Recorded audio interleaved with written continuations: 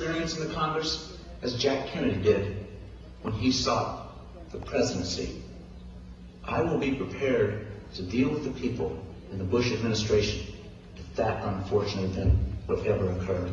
Senator Benson?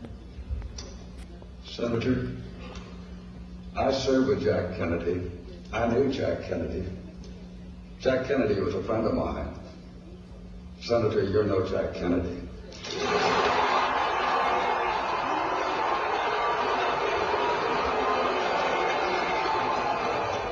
That was really uncalled for, Senator.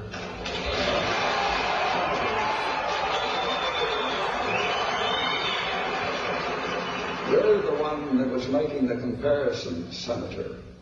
And I'm one who knew him well. And frankly, I think you're so far apart in the objectives you choose for your country that I did not think the comparison was well taken. Now, this is considered to be one of the most famous lines from our presidential and vice presidential debates in the United States. And everybody is searching for this moment. This, "You're no John F. Kennedy" line. The rhetorical uppercut that knocks down the opponent. However, there was some debate inside the preparation room of whether or not they would use this line, "You're no John F. Kennedy." Because they thought if they used this line in the actual debate, it could backfire on Lloyd Benson. And that Dan Quayle would be viewed in a more sympathetic fashion. Now here's the question I have for you, and this is my quiz. The speech coach for Lloyd Benson, and to remind you, Lloyd Benson is on your left here. He's the older gentleman. The speech coach said, "We were able to win this exchange. This is a memorable, successful line because we got lucky." That there were variables that were outside of our control that allowed us to win this exchange. My question to you is, what are these variables that are outside of the control of Lloyd Benson that allow him to win this exchange? So sometimes someone raises their hand and they say, well, Lloyd Benson arched his eyebrows at exactly the right moment. And that sense of drama was perfectly timed, and therefore he was able to prevail. But he gets to control that. That's in his control. What are the variables that he can't control that allow him to get the better of Dan Quayle in this sequence? His age.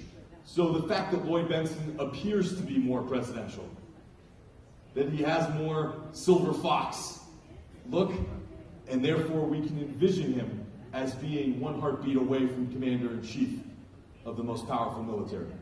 But this happens before the debate. This happens before the minute and 11 seconds that you just watched. But there are things that happen within inside this debate that allow Lloyd Benson to get away with this line. If you think about this, this line is rude. And if you have a reputation for competence and experience and gravitas, and that's your strength, well, typically, the flip side of our strengths can be our weakness. That if you're known for your gravitas, you could also be known to be arrogant or condescending. And he says this rude line, "You're no John F. Kennedy." Imagine if one of you raises your hand, and I say, well, the last time I was in Mexico City, the first person who raised their hand, you don't compare to them. The rest of the audience would probably ooh and ah and think, what a terrible human being I am. But there's certain variables here that allow Benson to get away with this rudeness. What do we think they are?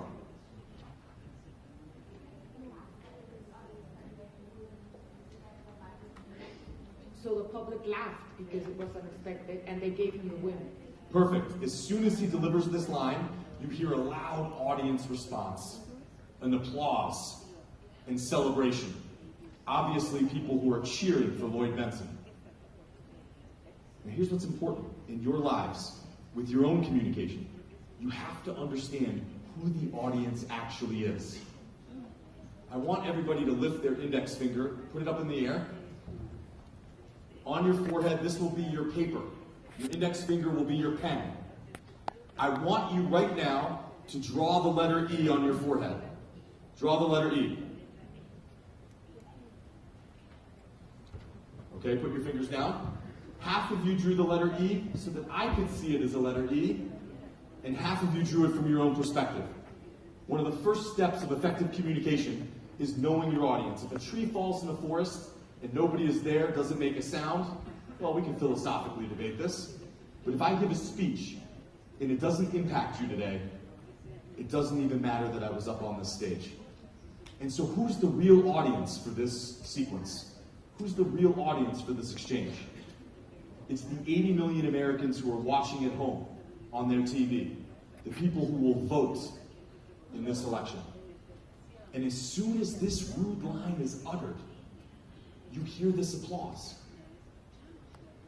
So the people at home are not thinking it's a rude line. We call this the halo effect. One of my more favorite examples of the halo effect happened to me 6 or 7 years ago. I went to the most pretentious place in the world. This would be Magdalen College of Oxford University. I know your previous professor studied at Oxford.